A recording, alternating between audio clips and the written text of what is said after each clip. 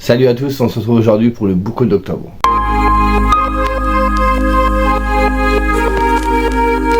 Dans ce nouveau book haul, j'ai envie de vous dire que j'ai été sage sans être sage. Ça fait 15 jours. En 15 jours, j'ai fait pratiquement pas d'achat. Enfin, quand je dis pratiquement, ça doit se compter sur les doigts d'une main, imaginez quand même. Mais j'ai fauté puisque je suis allé à Mons Livre, enfin maintenant ça s'appelle le Salon du Livre de Wallonie, où j'ai un petit peu craqué. Mais tout n'est pas que de ma faute. Pourquoi ? Ben, vous comprendrez quand on y sera. Voilà, je vais pas tout vous dire maintenant. Donc vous aurez toute la première partie un petit peu normale comme on fait d'habitude, et ensuite je ferai une seconde partie où je vais vous parler juste vraiment de mon livre en fait. Du livre de Wallonie, du salon du livre de Wallonie. Oh, je vais y arriver. Alors, bon, on commence. J'ai acquis la suite des mangas que j'ai en cours. Il m'en manque un que je n'ai pas réussi à avoir, que j'espère avoir prochainement. Bref, parce que ça aurait été cool de vous montrer, parce que ça clôturera encore une série. Mais bon, c'est pas très grave. Donc tout d'abord, je me suis procuré le tome 6 de Shangri-La Frontière de Katarina et Ryosuke Fuji chez Glénat. Donc je vous en ai déjà parlé. Là, il faudrait que je reprenne parce que j'avais lu, je crois que c'était les 3 premiers et j'ai jamais lu la suite. Pour voir si je continue ou pas, parce que ça reste un shonen assez classique, je trouvais ça sympa, mais pas non plus à m'accrocher de ouf. Donc au lieu de m'engager sur 30 ou 40 tomes, parce que je pense que c'est une série qui peut aller très loin, faudrait que je sois à jour et que je vois si je fais le choix de continuer ou non. Le tome 4 de The Elusive Samurai chez Kana de Yuze Matsui, pardon. Donc par l'auteur de Assassination Classroom. Ici on est dans un manga historique. Et moi j'aime particulièrement ce mangaka parce qu'il a une façon de détourner le shonen avec des petites subtilités. En l'occurrence ici, je crois que je sais pas si je vous ai parlé du tome 1, il me semble. Et en fait, je n'ai lu que le tome 1, là c'est le 4ème déjà. Et en fait, la particularité du héros principal, c'est qu'il a un talent certain pour fuir. Ça peut paraître un peu bizarre quand je vous l'annonce, mais voilà, c'est ce truc qu'il a. Et moi j'aime bien cette façon qu'il a à chaque fois d'être un peu décalé par rapport au shonen classique. Donc il faudrait que je reprenne. Enfin, il est enfin sorti. Le tome 4 de Dragon Quest The Adventure of Dai, donc ici c'est chez Delcourt Tonkam, c'est une réédition donc de la série animée Fly qui passait au Club Dorothée. J'avais lu les 3 premiers, il me semble, et je sais pas c'est dû à quoi, mais il y a eu des soucis peut-être au niveau de l'impression, comme on sait qu'en ce moment il y a des pénuries de papier et tout ça, même si ça a l'air d'être un peu réglé, je crois, je suis pas sûr. Et du coup ce tome-là a mis très très longtemps à sortir, donc je l'ai pas découvert, mais j'ai hâte de m'y mettre. D'ailleurs un tome très très lourd et les pages sont assez épaisses. Et je sais pas, ma libraire m'en a parlé et m'a dit que c'était pas la joie et que ça se vendait pas des masses. Mais bon, c'est pas grave, moi je voulais la faire, ce sera fait. Une série que j'ai terminée, enfin ça y est, celle-ci elle est finie. Vous ne la verrez plus dans les book hauls. C'est Codename Sailor V de Naoko Takeuchi chez Pika Édition dans l'Eternal Edition. C'est le dernier tome. Vous avez vu, ça brille. C'est shiny shiny. Le dernier tome des rééditions de Sailor Moon dans ces superbes hardbacks avec, vous savez, je vous le montre à chaque fois parce que je trouve ça joli, avec quelques petites pages couleurs. Ils avaient d'abord réédité Sailor Moon et ensuite Sailor V qui est en quelque sorte le préquel et l'élément de base qui a donné naissance à Sailor Moon. Donc à la base Sailor V c'est en 3 tomes, ici ils les ont réédités en 2 tomes. Donc ça y est, ça c'est terminé, on vient plus dessus. En nouvelle série, alors je crois que c'est en 3 tomes, si je ne vous dis pas de bêtises. C'est la déesse de 3000 ans de Fumitaka Kato chez Kazuko. Donc c'est une collection manga de chez Michel Lafon. Alors moi je savais même pas que Michel Lafon il faisait une collection manga. Donc j'avais vu ça je ne sais où et ça m'avait l'air assez sympathique. Je vais vous lire le résumé, ce sera plus simple. Lorsque Kamikino Mitama, divinité d'un petit village, rencontre le jeune Yuzo Shiba, elle lui révèle son envie de mener une vie normale et de mettre un terme à ses activités divines. Mais le seul moyen pour y parvenir, c'est de se marier. Yuzo, séduit par Mitama, accepte et la suit jusqu'à un sanctuaire caché dans la forêt. Commence alors le périple d'un lycéen et d'une déesse millénaire dans l'univers féerique des légendes japonaises. Donc voilà, ça a l'air d'être fantastique, les légendes japonaises et tout. Le dessin, et ma foi, j'avais trouvé que le dessin était pas mal aussi. Un peu différent de ce qu'on peut trouver, et j'aimais assez. Donc je sais pas ce que ça va donner. Bon, série très courte, donc c'est tant mieux. Donc j'ai dit allez, c'est banco, tant que je m'engage pas sur la durée. Et cette série là, je vous en ai parlé depuis un petit moment. Je voulais pas la faire tout de suite. C'est un libraire qui me l'avait conseillé. Et au final, c'était 2 achetés et un tome gratuit. Donc, il fallait bien évidemment que le tome gratuit soit le premier numéro. Donc, du coup, je me suis pris les 3 premiers tomes de Chainsaw Man de Tatsuki Fujimoto, dont je vous ai déjà parlé. C'est chez Kazé. Donc, vous avez le premier tome ici, le deuxième tome ici et le troisième tome ici. Alors moi j'aimais bien les couvertures, j'en avais parlé avec le libraire et ça fait très comics américain je trouve dans la façon de faire le dessin en fait de couverture. Et ici on avait qu'un homme qui se transforme en espèce de tronçonneuse. Alors je sais pas, il y a une espèce de bête qui le poursuit. Alors je sais plus trop, il y a une histoire de mafia aussi. Je vous avouerai que j'ai pas relu le résumé et que j'ai pas trop envie de le relire. Alors à la base je pensais que c'était une série qui s'arrêtait au bout de 11 tomes. Mais il semblerait qu'elle est en train de se continuer au Japon. Et du coup, Kazé sort pour Noël un big coffret, je sais pas quoi. Alors j'hésitais à le prendre, puis je me suis dit, oh, ça va encore coûter les yeux de la tête. Je vais déjà lire les 3 premiers tomes, on verra. Et si j'aime bien, je poursuivrai. C'est... le truc, c'est que je croyais que ça faisait 11 tomes et ça fait beaucoup plus. Mais bref. Si elle continue, c'est qu'elle doit être de qualité et qu'elle marche suffisamment pour poursuivre l'aventure. En autre nouvelle série que j'ai fait, alors nouvelle série plus ou moins, je les avais commencé l'année dernière sous l'ancienne version, ils viennent d'être réédités et ressortis sous un nouveau format. Alors je ne sais pas si on a le nom du format, pas vraiment. C'est chez Panini Manga, c'est City Hunter, donc de Tsukasa Ojo, donc autant vous dire Nicky Larson, j'aime beaucoup. Regardez, il y a un reflet, je trouve ça sublime. Donc ici c'est des tomes doubles. Alors des bons gros bébés, il y a le tome 1 ici, j'aime beaucoup les couvertures en plus. Et le tome 2 ici. Il y a des petites pages au début couleur. Ils reprennent les couvertures des... Je sais pas si dans le tome 2 ils font aussi. Ouais, ils reprennent les couvertures de l'édition de luxe. Et vous avez des pages colorées. Comme ils font à chaque fois. Et après c'est des pages, vous savez, avec du rouge, voilà, comme ceci. Donc moi, City Hunter, ça fait partie des séries de mon enfance. J'adore ce manga, franchement. Et puis Tsukasa Ojo, c'est aussi le papa de Cat Size. Donc j'aime beaucoup. Donc je continuerai. Et là ce sera des tomes doubles. Donc je crois que City Hunter c'est 30 ou 32 tomes. Donc ça fera 16. On est parti quand même pour un petit moment. Ça c'est parce que Dorian et Stéphanie en parlaient tout le temps. Donc Monsieur Cabri qui est chronique de lui. Et j'en parlais beaucoup dernièrement, donc j'ai eu la curiosité de vous la retenter, donc j'ai pris l'édition classique. C'est Senseiya, les Chevaliers du Zodiaque de Jérôme Alquier et Arnaud Dolène. Ça s'appelle Time Odyssey. Donc c'est le premier volet, il y en aura 5, que je trouve quand même plutôt joli.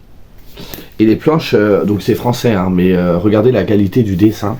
Donc écoutez, moi je trouve que c'est quand même vraiment bien représenté. Je sais pas quand est-ce que sortiront les suites. Donc moi je n'ai pas le manga du Chevalier du Zodiaque dans ma pile à lire. J'avais dit que je les ferais un jour, c'est pas encore d'actualité.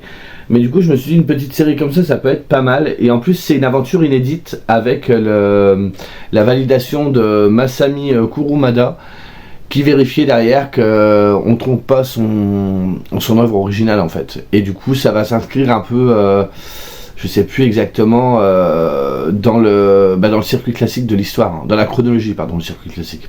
Dans la chronologie de l'histoire classique de Senseiya, vous savez, avec les 12 maisons du Zodiaque et après avec les autres péripéties qu'ils connaissent. Donc à voir. Après, je sais pas si moi j'arriverai à relever toutes les subtilités, puisque l'œuvre, moi je l'ai vu qu'en animé il y a un petit moment déjà. Et le dernier petit craquage, parce que là c'était vraiment une offre découverte et je pouvais pas passer à côté, c'est de la faute de Margot. Voilà, il y a une offre en ce moment, alors je sais pas si à l'heure où je vous parle elle est encore active, c'est le comics Saga, donc de Fiona Staples et Brian Vaughan. Margot a lu les premiers tomes, elle a surkiffé, elle m'en parle tout le temps. Et du coup, quand j'ai vu qu'il y avait le tome 1 et le tome 2 pour 20 €, je me suis jeté dessus parce que normalement un tome c'est 17 €. Donc je me suis dit que c'était l'occasion de commencer. Le tome 10 vient de sortir, c'est pour ça qu'ils ont sorti cette offre spéciale. Mais on ne sait pas combien de tomes elle fera. Donc c'est un petit peu le problème des comics, et puis les comics c'est pas les mangas quoi, ça met beaucoup plus de temps à sortir et tout. Mais voilà, je fais entièrement confiance à Margot, donc je vais me lancer par la suite, alors peut-être pas tout de suite, mais ça peut être sympathique. Concernant les romans, alors j'ai réceptionné 2 contreparties Ulule. Tout d'abord, celle de Paul Clément, Les Décharnés sans futur, donc c'est la suite du premier tome. Alors attendez, je vais vous le mettre là et je vous mettrai une image du premier tome ici, que j'avais lu juste avant de lancer ma chaîne YouTube. Et là, du coup, il a décidé de sortir la suite parce qu'il y a beaucoup de monde qui lui réclamait. J'avais beaucoup aimé le premier volet, pardon, le premier tome. Et du coup, vous voyez, c'est numéroté. Et en fait, sur la campagne Ulule, on avait une couverture spécifique qui rappelait le premier tome, avec le même fond et tout ça. Par contre, si vous croisez Paul Clément en salon, le tome n'aura pas la même couverture. Là, c'est vraiment des éditions limitées et qu'on ne trouvait que sur la campagne Ulule. Et comme moi, j'avais le premier tome comme ça, je voulais la suite aussi. Et la deuxième réception, c'est le tome 2 de La Lame et le Sang chez Ogmios Éditions. Donc, c'est Les Masques de chair de Julien Schneider. Donc, j'ai pas lu encore le premier tome. Ça m'a un petit peu de temps à arriver, j'ai envie de vous dire. Donc, j'attends que tout soit là. Et avec, on avait un petit fascicule sur l'univers, je crois, alors, je sais pas si c'est l'univers du roman ou sur tout ce qui touche au Japon, je ne sais pas. Voilà, c'est ça. Sur tout ce qui touche au Japon, donc vous allez voir les armes. Voilà pour les petites réceptions. Ensuite, moi j'ai fait quelques petites commandes. Donc déjà, j'ai un livre à vous présenter, un roman à vous présenter prochainement du même auteur que j'ai lu. Donc j'en avais plus de cet auteur-là. Donc j'ai été recommandé les 2 derniers qui sont sortis et un autre qui va sortir prochainement et qui me fait encore très envie. Et je vous avais déjà parlé de cet auteur-là, c'est Fabrice Cozapé. Donc je lui ai pris Minute de décadence. Donc ici, on nous dit, sur son lit de mort, Fabien exprime le souhait de revoir une dernière fois son ex-petite amie Eva. Une fois réunis, le malade confesse son équipé qui le mena à son agonie. C'est lors de cette longue nuit qu'il avouera dans un dernier souffle son lourd secret.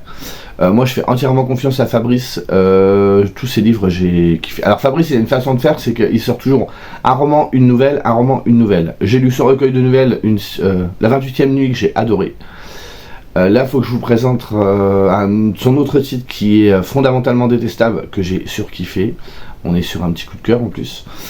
Et du coup là j'y vais les yeux fermés quoi. Fabrice maintenant c'est valeur sûre pour moi. Et du coup j'ai pris aussi sa petite nouvelle qui est La Loi de Murphy. Donc ici on est sur Jacqueline, une touriste australienne qui passe ses derniers jours à Paris avant de s'envoler vers une autre contrée. Sauf que cette journée s'apparente à l'application méticuleuse de la loi de Murphy. Donc nous verrons bien. C'est toujours illustré par le même dessinateur qui est Mel Acrylink. Pareil, j'aime beaucoup. Je trouve que à chaque fois ça se marie très bien avec les univers de Fabrice et j'aime beaucoup ce qu'il fait aussi. Du coup, en ayant vu ça, je suis du coup Fabrice également sur les réseaux et il parlait d'une autrice et ça m'a interpellé parce que la façon dont... Comment vous expliquer ça? L'autrice sort des romans et la façon dont il en a parlé, Fabrice, ça me semble pas convenir à son univers à lui, donc j'étais curieux de voir pourquoi il appréciait cette autrice alors que ça s'inscrit pas vraiment dans ce qu'il aime d'ordinaire, entre guillemets, et bon, je le connais pas personnellement mais par rapport à ce qu'il peut laisser transparaître sur les réseaux. Et en fait je me suis rendu compte qu'il était déjà dans ma wishlist, mais je me suis laissé tenter quand même. Donc j'ai pris Le cœur se souvient de Anaïs Webel, également en auto-édition, c'est vrai que j'ai oublié de vous le dire. C'est marqué un incroyable road trip mêlant suspense et quête identitaire. J'ai des images plein la tête et même si j'avais hâte de connaître la fin, je quitte ces personnages à regret. Merci pour toutes ces émotions fortes. Donc on suit une femme qui à l'aube de ses 30 ans s'épanouit dans sa vie et elle va découvrir un secret alors qu'elle aide ses parents à déménager qui va chambouler son équilibre. Et à partir de là, elle ne peut pas ignorer ses origines qu'elle reniait jusqu'à maintenant. Donc elle décide de tout plaquer et de se lancer à la recherche de la seule personne qui pourra lui apporter des réponses à ses questions de l'autre côté de l'Atlantique. Mais est-ce qu'elle y arrivera? C'est toute la question. Donc j'en ai reparlé avec Fabrice qui m'a dit vas-y Laurent, franchement c'est bien et tout. Donc encore une fois, je lui fais confiance. J'aime beaucoup la couverture en plus. Et elle garde cette charte graphique à chaque fois pour tous ses romans. Donc on va déjà tester avec celui-là. Puis si c'est cool, je sais que j'aurai une autre autrice à découvrir. Donc c'est toujours agréable. En allant chercher mes mangas, je vous ai dit qu'il y a un manga que j'avais pas trouvé. Donc j'étais frustré et triste dans mon cœur. Du coup il a fallu que je compense. Donc je suis reparti avec celui-ci. En plus, je suis sûr que si je le prends pas maintenant, je le trouverai plus. Le tome 2 de Abîme et Ténèbres de Nora Roberts, donc La Prophétie. J'ai jamais lu Nora Roberts, mais voilà, on en entend souvent parler, notamment Armand, c'est de Armand sur On The Corner sur Instagram et Damien Dambouk qui kiffe, qui surkiffe. Et il m'avait conseillé celui-là. Donc on est sur du post-apo, si je crois. J'avais déjà le premier tome que j'avais dû vous le montrer, il y a cet été, je crois. Et du coup, le tome 2 est sorti. Le tome 3 sort en janvier. Je vais quand même essayer de lire le tome 1 avant que le 3 sorte pour voir si, si moi j'adhère. Donc on verra bien. Mais c'est une autrice quand même qui est hyper réputée, même si elle n'est pas forcément reconnue en tant que telle en France. Et celui-là, je pouvais pas passer à côté. Bon, il faut absolument que je relise un de ses romans, parce que je n'en lis plus depuis la sortie... alors attendez, c'était la quête de sortie que j'avais lu moi. Ah si, en 2019, La Prisonnière du Diable, donc Mireille Calmel, vous savez que je l'adore. Et depuis j'en ai pas relu, on est quand même en 2022, et j'ai dit qu'il fallait que je m'y mette, mais dès qu'elle en sort un, je le prends parce que j'adore, c'est de la historique, romance historique un petit peu, mais j'adore ce qu'elle fait. Et là c'est un tome 1, c'est Morgane des Brumes, avec le tome 1 L'épée du pouvoir, donc je sais pas combien il y aura de tomes, où elle va reprendre la légende arthurienne. Donc moi je l'ai vu, alors je suis pas très fan des couvertures, encore une fois, qui font très vintage, un peu vieillotte. Mais voilà, c'est Mireille Calmel, je me pose pas de questions, je prends d'office. J'ai fait une petite commande pour lire ce livre-là en octobre, que je n'ai toujours pas lu. C'est une novella qui était sortie chez Octoquill. C'est de Oreza Dantes, c'est Facineira. Donc vous avez dû le voir passer, il a pas mal tourné. J'adore la couverture. Donc du coup j'ai pris ce tome-là en précommande. J'ai très envie de... Ah il y a des petites en-têtes de chapitres sympatoches. Et je sais pas s'il y a des dessins, non. Ah si, voilà. Et j'avais très hâte de le découvrir. Il est encore temps, hein. On est, au moment où je vous parle, on est encore au mois d'octobre, donc... Et du coup, comme j'ai pris celui-là, j'en ai profité pour prendre celui-ci qui me tentait depuis longtemps. C'est Mycelium de Christian Perrault. Donc on serait sur du... de l'ASF, on serait dans l'espace, et il y a une équipe qui... Voilà, en 2030, la base lunaire permanente accueille ses premiers colons. Mais bizarrement, au bout de quelques mois d'occupation, sur Terre, on est inquiet parce qu'il n'y a plus personne qui répond en fait. Donc les ingénieurs de la NASA et le nouvel équipage pensent parvenir sans mal à identifier le déroulé des événements. Tous se trompaient. Les prémices de la colonisation lunaire avaient déjà réveillé l'indicible. Donc ça fait très fortement penser à Alien. Donc j'ai très hâte aussi de découvrir ça, et en plus... moi jusqu'à la fin de l'année, alors à moins que j'ai plus envie d'ici là, mais en ce moment j'ai très envie de tout ce qui est horreur, angoissant et tout, donc c'est parfait. Ce livre-là, dont personne n'a entendu parler, mais jamais, qui a entendu parler de ce livre? L'Empire du Vampire, chez Le Saxus de Jay Christophe. Donc je pense que j'ai pas besoin de vous en parler plus que ça, vous l'avez tous vu passer. Voilà. Je ne l'ai pas lu parce que ce n'est qu'un tome 1, le tome 2 n'est même pas sorti en VO. Donc j'ai pris le hardback. J'hésitais entre le hardback et le paperback. Et en fait, quand vous retournez la jaquette, vous avez la couverture du paperback de l'autre côté. Mais voilà, je le lirai pas maintenant. Je le prends parce que c'est des éditions limitées et qu'on les retrouvera plus. Ou alors vous allez les retrouver à des prix exorbitants sur Vinted. Donc je l'ai pris de suite et puis j'attends que la suite elle sorte parce que moi après je vais être frustré si j'ai pas la suite. Et dans 6 mois, moi j'ai carrément tout zappé. J'ai reçu également Dan. Je vous en avais déjà parlé il y a quelques temps parce que je me l'étais procuré par moi-même, et Aurélien a eu la gentillesse de m'envoyer donc son livre que j'avais bêta lu. Donc ici c'est le tome 1.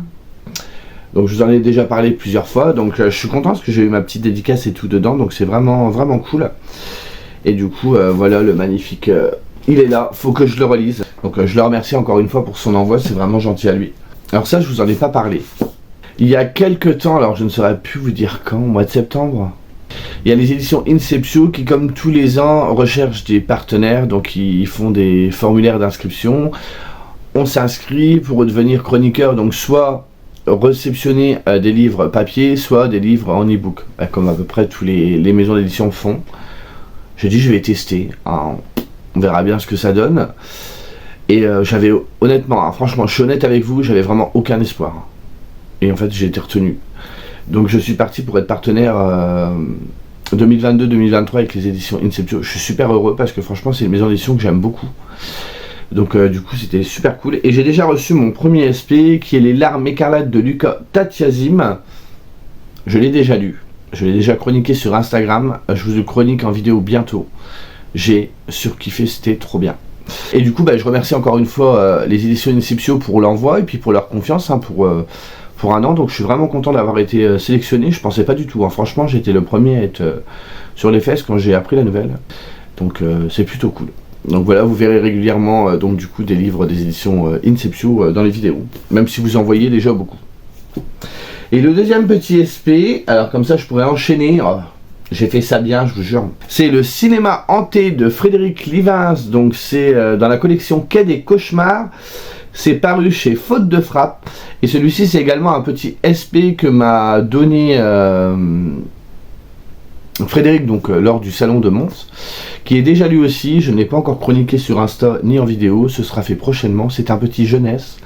Ça rappelle fortement Chair de Poule. C'est ce qu'on s'était dit avec Stéphanie, donc chronique de lit, qui est avec moi au salon du livre de Wallonie.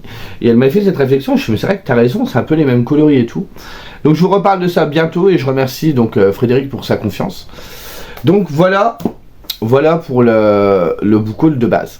Vous avez vu. Donc du coup, maintenant je vais vous parler de ce que j'ai acquis lors du salon du livre de Wallonie. Donc j'y suis allé avec mon petit binôme. J'ai retrouvé d'ailleurs donc Stéphanie, chronique de Lully, et également Camille, les chroniques d'une Gryffondor sur Instagram. Du coup on a passé une super journée, donc je remercie encore une fois les filles parce que franchement c'était vraiment sympa. Du coup je suis passé sur le stand des éditions Inceptio et j'ai pris 2 petits livres. J'ai d'abord pris Soline et le monde des rêves abandonnés de José Carli, parce que je vous avais parlé de Albertine que j'avais adoré. Et du coup j'ai voulu me procurer son titre précédent. Ici on est dans quelque chose, alors j'ai envie de dire différent, et en fait pas vraiment. Parce que dans Albertine il y avait quand même un côté très onirique qui se retrouve un peu ici. Ici on va suivre Soline, qui est une petite fille de 10 ans qui mène une vie auprès de ses parents qui sont Manon et Julien. Elle est un peu différente, cette petite fille, dans le sens où elle n'existe pas. C'est-à-dire qu'elle est le fruit de l'imagination de ses 2 parents qui n'arrivent pas à avoir d'enfants. Jusqu'au jour où Manon arrive à tomber enceinte. Et du coup, Soline est mise de côté et finissent par l'oublier. Et les êtres qui sont oubliés sont envoyés dans un monde qui est le monde des rêves abandonnés. Et Soline va se retrouver dans ce monde-là et elle va vivre plein d'aventures. Donc j'avais déjà vu passer, c'est dans les premiers titres qui sont sortis chez Inceptio, ça date un petit peu. J'ai hâte de le découvrir. Et j'ai également pris celui-ci parce qu'on a vu sur la page Inceptio l'autrice qui est venue parler et ça avait l'air d'être plutôt top. C'est Emmeline Carlyle, Le masque de lune de Eva de Kerlan. Et franchement, elle a bien parlé de son livre lors du live et ça m'a donné fort envie. Et comme les 2 auteurs étaient là, j'ai réussi à me faire dédicacer les 2 livres. Donc j'ai vraiment hâte de découvrir ça. Oui, j'ai déjà plein de Inceptio et j'en rachète encore. Faut pas chercher à comprendre. On est passé sur le... parce qu'on était tous ensemble à chaque fois. On est basé sur le stand de Caroline Carton, alors que moi je connaissais pas du tout comme autrice. Mais j'ai vu un livre qui m'a tapé dans l'œil parce que je l'avais vu passer sur Insta. J'avais dû lire la chronique, mais voilà, je l'ai vu et je suis passé à autre chose, quoi. Donc du coup, je lui ai pris ce fameux livre que j'avais vu passer sur Instagram, c'est Noir. Donc c'est de l'auto-édition également. Et le speech était assez original. Déjà, je trouve que la couverture, elle est assez... un peu glauque. Ça sort un peu de ce qu'on peut voir d'ordinaire. Comment vous expliquer ce qu'elle m'a expliqué le truc, mais c'est assez bizarre. Bref, je vais vous lire bêtement le résumé parce que je ne saurais pas vous expliquer ce qu'elle m'a dit, c'était quand même il y a un petit moment. Et j'ai peur de mal vous en parler, donc je préfère vous lire le résumé bêtement. N'ayez pas peur de conserver ce livre en main, surtout si ses couleurs vous attirent. Ce qu'il y a à l'intérieur est pourtant bien loin d'être tout rose. Oserez-vous à parcourir mon récit et à coup sûr y affronter vos peurs les plus profondes ? Personnellement, j'ai pas eu le choix. Il a bien fallu que j'y plonge la tête la première quand j'ai découvert mon fameux don, une addiction à laquelle je n'ai pas été capable de résister. Il n'y a pas de raison pour que ça se passe mal pour vous, enfin je suppose, et si vous aimez la musique, vous allez vibrer au rythme de la double pédale. Accrochez-vous. Rien ne pourra vous détacher du noir une fois que vous y aurez goûté. Et je crois qu'en fait, il prend des vêtements, le héros, et tout ce qui va être un peu les mauvaises ondes et tout ça, un truc dans le genre, c'est pour ça que ça s'appelle Noir. Lui va les ressentir fortement et ça va être tout le côté mauvais en fait, et il va avoir des visions. Et elle m'a dit que ça faisait comme une série de nouvelles à chaque fois que le personnage va rencontrer un vêtement avec ce noir dessus. Il va visualiser quelque chose, mais que ces nouvelles en même temps construisaient une histoire dans son ensemble pour créer le roman. Je sais pas si je suis très clair, hein. Bref, vous aurez une idée à peu près.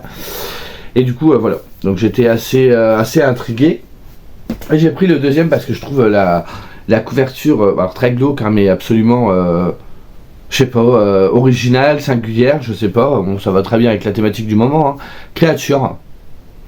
Donc ici on a avec des enfants qui découvrent une poupée dans une maison abandonnée, et que 25 ans après, les problèmes reviennent. Donc il y a vous savez, le double récit avec la double temporalité, passé quand ils sont petits, présent quand ils sont grands. Moi j'aime bien ce truc-là, donc ça avait l'air d'être pas mal, je crois que je vous dis pas de bêtises. Hein.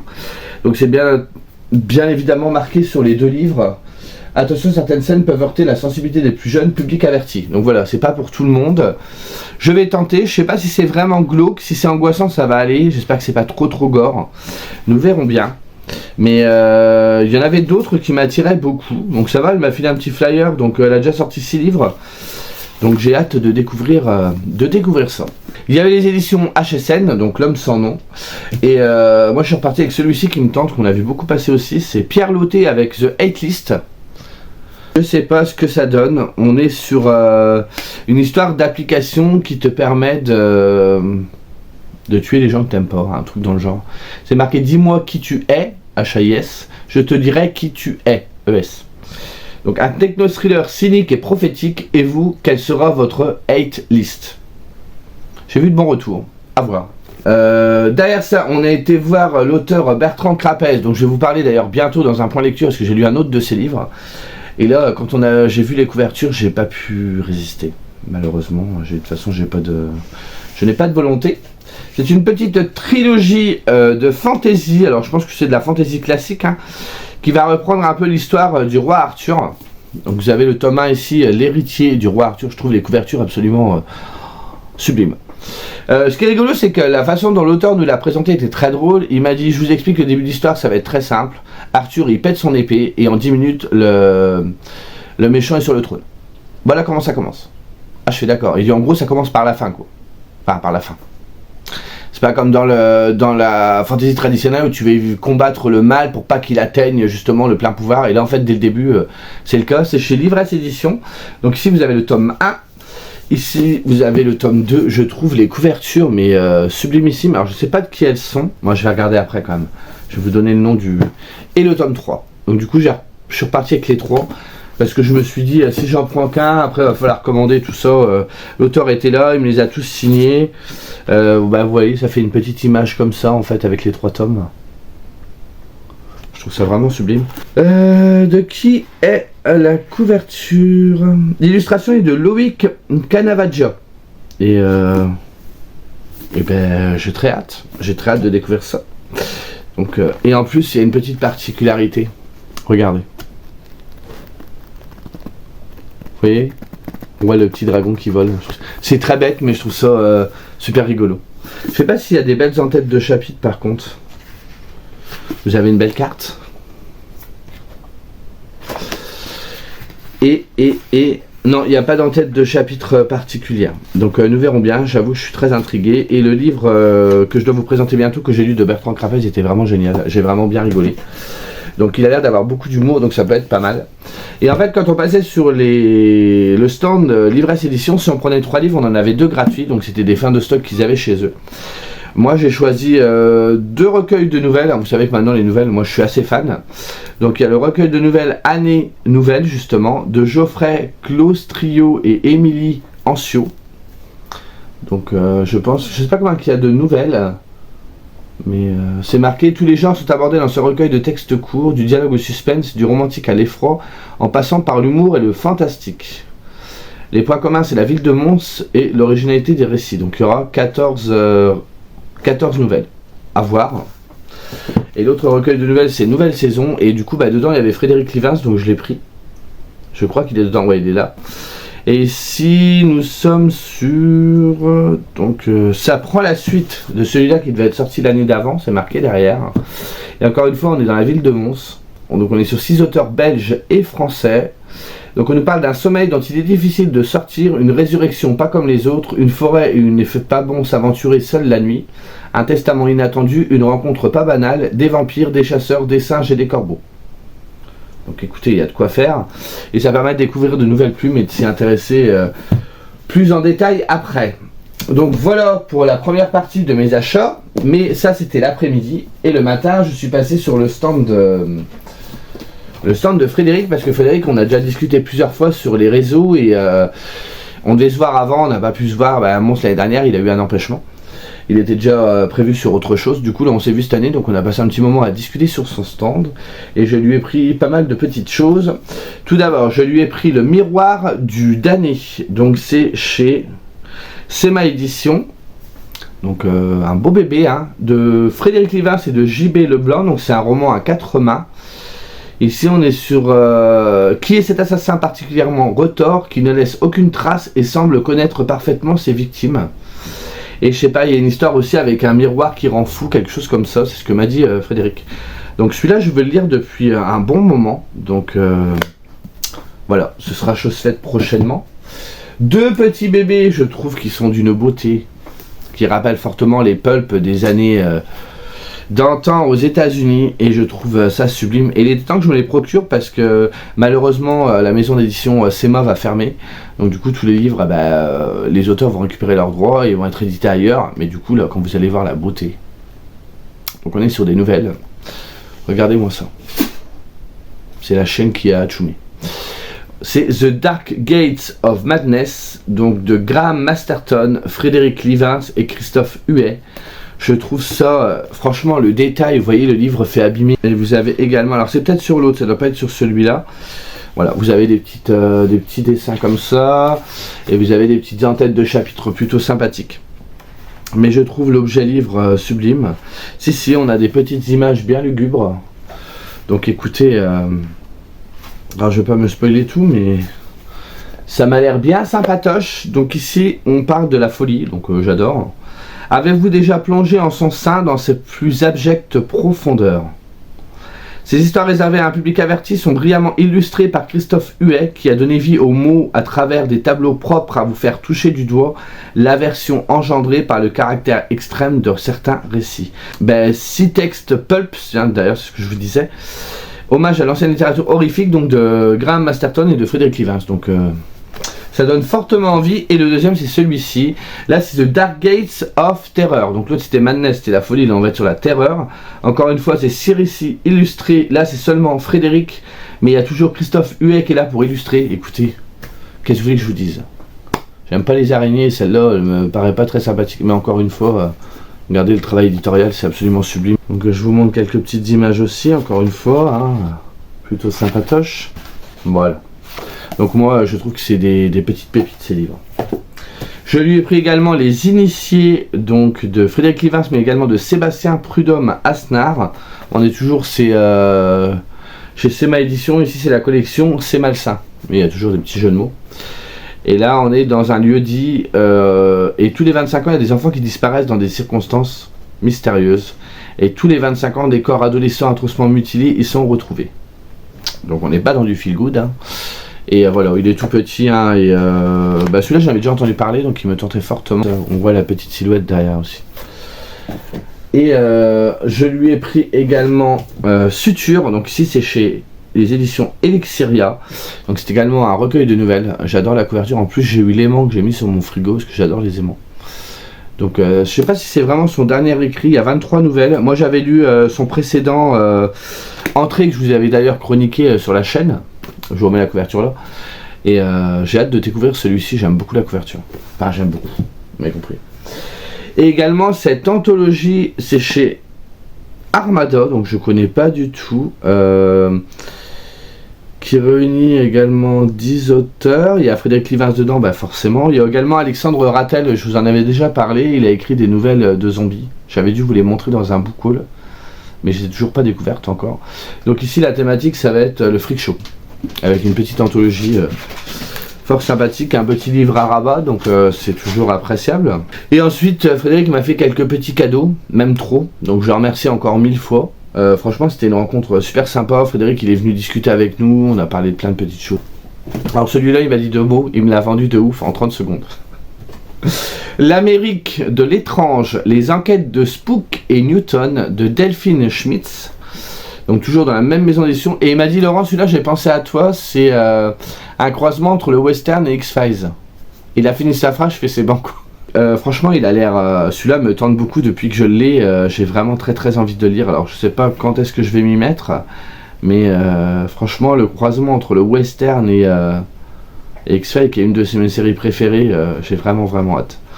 Alors, attendez, j'avais vu des en-têtes de chapitres, mais je n'en vois plus. Voilà, donc vous avez des petites en-têtes de chapitres comme ça. Donc c'est les enquêtes, donc je pense qu'un chapitre correspond à une enquête. Ça se passe en 1868. C'est marqué: l'ambitieuse Thémis Newton est la première femme à avoir rejoint la police métropolitaine. S'appuyant sur ses méthodes scientifiques et avec l'aide de Sam, son automate octopode, elle est persuadée de parvenir rapidement à mettre la main sur le prétendu voleur invisible qui sévit en ville. Et elle sera accompagnée, parce qu'elle doit collaborer avec Jake Spook, qui est un journaliste passionné de paranormal. Et on le voit, le petit octopode, il est juste là. Enfin, je sais pas, ça a l'air complètement génial. Wild Dandy Boy, c'est toujours ces schémas éditions de Dave K. Travis. Ici, on serait sur un espèce de steampunk, un peu d'horreur. Je crois que c'est ça qu'il m'avait expliqué. Au cœur de cet univers de pop star, de glam rock et de champagne coulant à flot, où se situe la frontière entre rêve et réalité. Donc je fais entièrement confiance. Du coup, ça fait pas que un cadeau, c'est vraiment aussi des conseils de Frédéric qui s'y connaît quand même tout ce qui est horreur. Donc je lui fais entièrement confiance. Vous avez des petites en-têtes de chapitres à voir. Autre petit livre, une petite nouvelle, Moréfaction de Frédéric aussi, hein, c'est ça je vous répète tout le temps, mais de toute façon il n'y a plus que Frédéric, hein, on arrive sur la fin du truc. Là par contre on est sur du steampunk horreur. Alors c'était peut-être que j'ai confondu alors entre steampunk et fantastique. Alors l'autre, je vous ai peut-être dit des bêtises du coup. Ça n'a pas l'air d'être steampunk, c'est une histoire de célèbre top model qui a un accident, qui finit dans le coma, et quand elle revient, elle a des visions, et elle va devoir s'associer à une autre personne. C'est un top model, pas une top model. Voilà, il va devoir s'associer avec une sans-abri. Enfin, ça a l'air plutôt assez sombre. Hein. Des petites nouvelles destinées à la jeunesse, donc Frayeur. Donc ça c'est plutôt sympathique. Ce livre, il est écrit par Liveric sur les idées originales des élèves de plusieurs écoles belges. Je trouve ça génial. C'est les gamins qui ont donné des synopsis qui ont permis d'écrire l'histoire. Je trouve ça super sympa. Je crois qu'il y a des petites images, si je ne me trompe pas. Voilà. Celui-ci, Second Souffle, c'est 3 histoires entièrement imaginées par des enfants. 3 contes effrayants. Pareil, je trouve ça plutôt sympa. Ah, c'est génial. Regardez, alors je vous montre la petite couverture. Et dedans, vous avez des petits dessins, mais c'est les enfants qui ont fait les dessins. Oh, je trouve ça rigolo. C'est génial. Ils ont fait participer les enfants. Donc ça va être, je pense, vraiment sympa. Et je viens de réfléchir, Liveric, je vous dis Liveric depuis tout à l'heure, mais en fait c'est Frédéric Livens. La fin de son prénom, Eric. Et le début de son nom de famille, Liv. Je viens de percuter. Oh, il serait peut-être temps que je me réveille. Celui-ci également, il l'a fait en collaboration avec Priscilla Grédé. C'est également des petites histoires à faire peur, mais pas trop. C'est chez Elixiria. Donc, pour ouvrir les enfants sur la littérature horrifique, moi je trouve ça bien parce qu'il y a des enfants qui aiment bien se faire peur. Et je trouve que ça peut être une bonne entrée en matière. Il n'y a pas de raison. Il y a des petites images également. Donc voilà. Et celui-ci, alors celui-ci est d'une beauté. C'est ce que je vous disais avec les pulps de tout à l'heure. C'est le même principe, c'est Strange Crazy Tales of Pulp. Donc voici la couverture. Encore une fois, il y a cet effet abîmé. C'est toujours chez... Ah oui, il faut que je vous explique après. Et de l'autre côté, avec des espèces de pubs un peu vintage. Ici, c'est les éditions des artistes fous. C'est un recueil qui est fait une fois par an, je crois, d'après ce que m'avait expliqué Frédéric. Donc ici, il y aurait 13 nouvelles pulp inspirées de l'âge d'or des littératures de genre. Je ne sais pas s'il y a plus d'explications, si jamais ça vous intéresse. Donc il y a vraiment du monde parce qu'entre les auteurs des nouvelles plus les illustrateurs. Et d'ailleurs, notamment, il y a Christophe Huet que je vous ai déjà montré tout à l'heure. Et je crois que voilà, c'est une fois par an. Alors je ne sais pas à quelle date exactement.